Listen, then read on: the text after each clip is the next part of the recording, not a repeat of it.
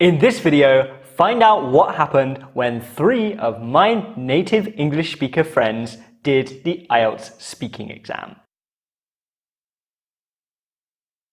Firstly, what do you think happened? Do you think they had perfect exams?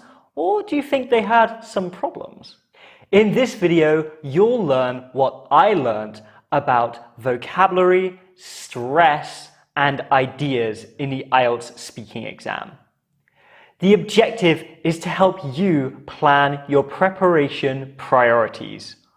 This is to show you what's the most important thing for you to be preparing right now. You can find a summary of all of the ideas in this video on a worksheet in the free course on the My Exam with Sam website. You can find a link in the description where you can download everything you see in this video. So let's have a look at the 3 things I learned from my native speaker friends. Firstly, having ideas. Even the native speakers who did the IELTS speaking exam with me found it really hard to answer the questions. They complained that the questions were too hard or that they didn't have any ideas. Just look at this example. How did you find that? It was hard. That one question about how has the education system changed, I was just like, I don't know if I can know. Yeah. But the fact is that the native speakers always found an answer to the question. They always had something to say, and you can do the same. It depends on your preparation. There's 3 things that can really help you to have more ideas in your IELTS speaking exam. The first is to expose yourself to lots of ideas in English during your preparation. Don't just practice lots of questions from the exam, but go to English language websites and find new ideas in English. Secondly, expand your vocabulary. When you use natural English language resources like websites, take some of the vocabulary, learn it, keep it for yourself. It will help you express your ideas. And finally, be prepared to hesitate in your exam. All of the native speakers hesitated after some of the hard questions I asked them. It's perfectly natural, it's perfectly normal, but you need to practice the right techniques for hesitating. Let's have a look at the second thing that I learned from these native speaker exams. The second thing is all about stress. This is an exam and it's perfectly normal to be a little bit stressed. Even the native speakers did not behave completely naturally when I was filming them. They're my friends and they're doing this exam as a favor to me. There are no really big consequences for them of failing the exam, but they were still a little bit nervous to be in front of a camera and going on the internet. This shows us that it's a natural reaction to feel stressed when someone is watching you and yes, someone is judging you, someone is assessing your language. So what can you do about stress during your preparation? Well, the first thing is to get used to a little bit of stress.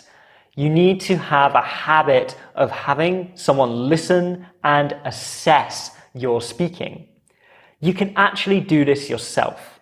When you practice your speaking tasks, record yourself on your phone or your computer or your tablet, whatever, and give yourself some feedback. This means you'll always have the habit of speaking and having someone, even if it's you, listen to your speaking and give you some feedback.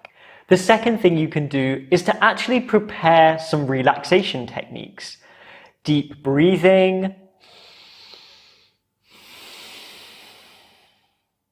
listening to calm music, or just writing about your emotions and how you feel can all really help you get more relaxed for your speaking exam. And finally, remember your mindset, your way of thinking. It's important to remember that every single piece of preparation that you do will take you closer to success in the exam. So when you're preparing, always remember this. What you're doing will help you succeed. Let's have a look at the third and final thing that I learned from my friends when they did the IELTS speaking exam. This is all about vocabulary and using the vocabulary that you know. All of the native speakers who did the IELTS speaking exam with me have a huge range of vocabulary, but some of them didn't use it. Some of them had really high level, specific and varied vocabulary. Other native speakers had a lower level, more restricted, so less varied vocabulary that was also less specific.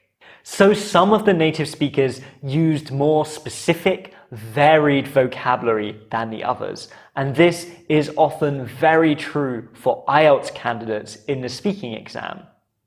So what can you do to make sure that on exam day you used a varied, specific vocabulary? I think it's three things. I think during your preparation, you need to always learn vocabulary in context, not with lists.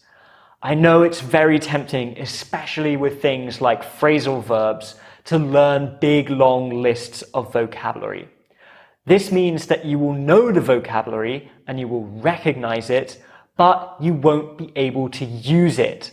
And as we can see with the native speakers, you must be able to use the vocabulary that you know. The second thing is using the collocation dictionary. The collocation dictionary, and you can find a link to this in the description or resources for this video, will really help you to find vocabulary that you can always use. It will give you not only short individual words, but it will give you the combinations of words that you can use together. That means you not only know your vocabulary, you can also use your vocabulary. And finally, you need to challenge yourself during your preparation. You really need to push yourself to use your new vocabulary in speaking tasks. This will help your passive vocabulary, vocab that you know, become your active vocabulary, vocab that you can use. So those are the three things that I learned from watching my native speaker friends do the IELTS speaking exam. These are just ideas of things that maybe you are struggling with too. So my final question for you is, what is your priority? What is the number one thing that you can do in your IELTS speaking preparation right now? Have a think, reflect a little bit, use the ideas that you've seen in these videos.